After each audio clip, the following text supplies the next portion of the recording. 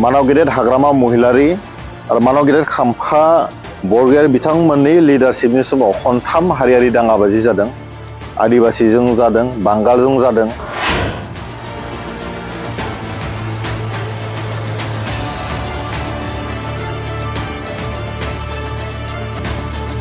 खाम्फा बरगयारि बिथाङा मालाबा गावखौनो जातिनि हिरो बायदि माने इस्टाब्लिश खालामनो नागिर, गावखौनो जाहिर खालामनो नागिर।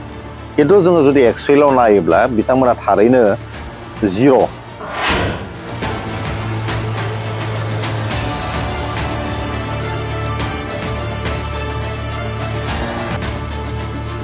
बर' जातीयताबादखौ गाख्रुबनानै बिथांमोना नासयनानै गुबुन हारिफोरखौ माने गोजौ थिखांसिननायाव बांसिन स्पेस होनायनि थाखाय बर' हारिया बहाबा नङा बहाबा बै समाव गाब्रनो गोनां जादोंमोन।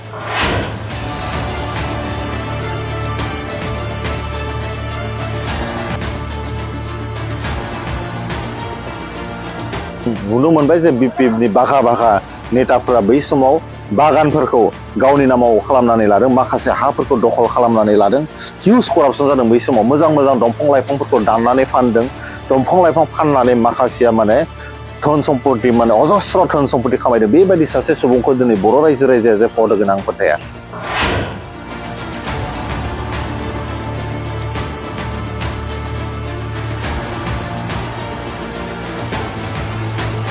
मार्डार खालामजानायखौ गावनि नोजोरजों गावनि मेगनजों नुदोंमोन। बै समाव बिथांमोना भाइब्रेन्टलि जातीयताबादखौ सिगाङाव दोननाय खामानि मावगोन होनना समायखिरा लानानै खिन्थु मोनसेबो जातिनि खामानि मावासै। दा दिनैनि तारिखाव कुइसना बेनो जादों, बिथाङा मा मोखांजों बिसायख'थियाव बाहागो लादों?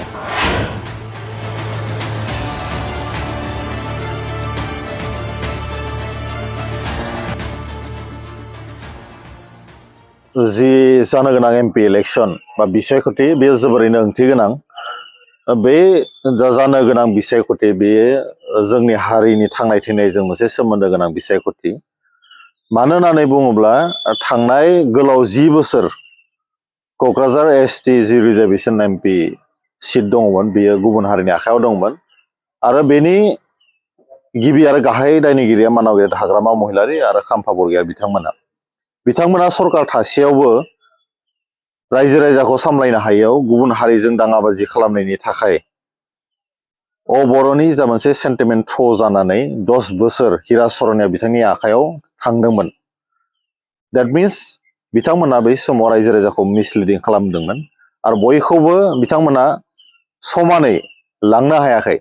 समानै लांनो हायैनि खारनफ्राबो बेनो, बिथांमोना बै समाव डिक्टेटरशिप खालामदोंमोन। नाथाय बिथांमोना बेराफारसेथिं मा खालामदों? बर' जातीयताबादखौ गाख्रुबनानै बिथांमोना नासयनानै गुबुन हारिफोरखौ माने गोजौ थिखांसिननायाव बांसिन स्पेस होनायनि थाखाय बर' हारिया बहाबा नङा बहाबा बै समाव गाब्रनो गोनां जादोंमोन। नोंथांमोना नायनो हागोन जे खनथाम मानव गेदेर हाग्रामा महिलारि आरो मानव गेदेर खाम्फा बरगयारि बिथांमोननि लिडारशिपनि समाव खनथाम हारियारि दाङाबाजि जादों। आदिबासीजों जादों, बांगालजों जादों। दा बेफोरबायदियाव जोंहा गोबां माने धन सम्पति आरो हारिनि माखासे सम्पदफोरा माने नस्थ' जालांदों। दा बाथ्राया जाबाय बिथांमोना सरकार थासान्दियाव बै समाव बर' हारिखौ मानो रैखाथि होनो हायासै? स्पेसियेलि खाम्फा बरगयारि बिथांनियाव आं मोनसे कुइसन खालामनो नागिरदों। बिथाङा जाय समाव डिपुटि चिफमोन बिथांनि समावथ' खनथाम हारियारि दाङाबाजि जादोंमोन। बिथांमोना बै समाव बर'नि इन्टेलेक्सुयेलफोरखौ थैनायखौ मार्डार खालामजानायखौ गावनि नोजोरजों गावनि मेगनजों नुदोंमोन। बै समाव बिथांमोना भाइब्रेन्टलि जातीयताबादखौ सिगाङाव दोननाय खामानि मावगोन होनना समायखिरा लानानै खिन्थु मोनसेबो जातिनि खामानि मावासै। दा दिनैनि तारिखाव कुइसना बेनो जादों, बिथाङा मा मोखांजों बिसायख'थियाव बाहागो लादों? बर' रायजो राजाया बिथांनि लिडारशिपखौ गोलाव सम नुबोदों। दा बिनि थाखायनो बिथांखौ सेकेन्ड टाइम जोंहा स्कप होनायनि खुनु अपसन गैया। मानोना बिथांमोननि समाव हारिनि थाखाय मोनबो बिथांमोना स्टेन्ड होबोआसै। बै समाव कंग्रेसआ जाय समाव सरकार दङमोन जोंनि दैदेनगिरिफोरखौ AK-47 होनानै हमनानै लाना थांदोंमोन। दा बै समावथ' बिथांमोना सरकाराव माने एलायन्स दंमोन कंग्रेसजों। दा बाथ्राया बेनो, खाम्फा बरगयारि बिथाङा मालाबा गावखौनो जातिनि हिरो बायदि माने इस्टाब्लिश खालामनो नागिर, गावखौनो जाहिर खालामनो नागिर।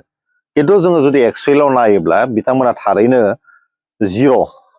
जातीयताबादनि मुं लाफ्लानाय बिथांमोना गेजेर दालाल खालामबोदों, जायनि थाखाय हारिया गाहायनिख्रुइ गाहायसिनाव गोग्लैलांदों। दा नोंथांमोना नायनो हागोन बर' रायजो राजा मिन्थिगौ थांनाय 17 बोसोराव गावनो लेन्ड रेभिनिउ आरो फरेस्ट डिपार्टमेन्ट बेराफारसेथिं एजुकेसननि बिथाङा सासे इएममोन बिथाङा डिपुटि चिफमोन दा बिथाङा बै समाव गोबां खामानि मावनो हागौमोन हारिनि थाखाय हानि पट्टाफोरखौ जोंनि बर' रायजो राजानो होनो हागौमोन बिथाङा माखासे जा डिफरेस्टेसन जानाय माखासे स्मागलिं जानाय बेफोरखौ होबथानो हागौमोन नाथाय जों नुनो मोनबाय जे बिपिएफनि बाघा बाघा नेताफोरा बै समाव बागानफोरखौ गावनि नामाव खालामनानै लादों माखासे हाफोरखौ दखल खालामनानै लादों हिउज करापसन जादों बै समाव मोजां मोजां दंफां लाइफांफोरखौ दाननानै फानदों दंफां लाइफां फाननानै माखासेया माने धन सम्पति माने अजस्र धन सम्पति खामायदों बेबायदि सासे सुबुंखौ दिनै बर' रायजो राजाया जे फद होगोन आं फोथाया बिथांमोना सुख'हायै बर' हारिनि जि खहा खालामलांबाय बेखौ साफ्रोमबो बर' रायजो राजानो मिन्थिगौ आं खावलायनोसो नागिरदों मानोना खाम्फा बरगयारि बिथाङा एसेबाबो बिथांनो जुदि लाजिनाय दङब्ला दिनैनि तारिखआव बिथाङा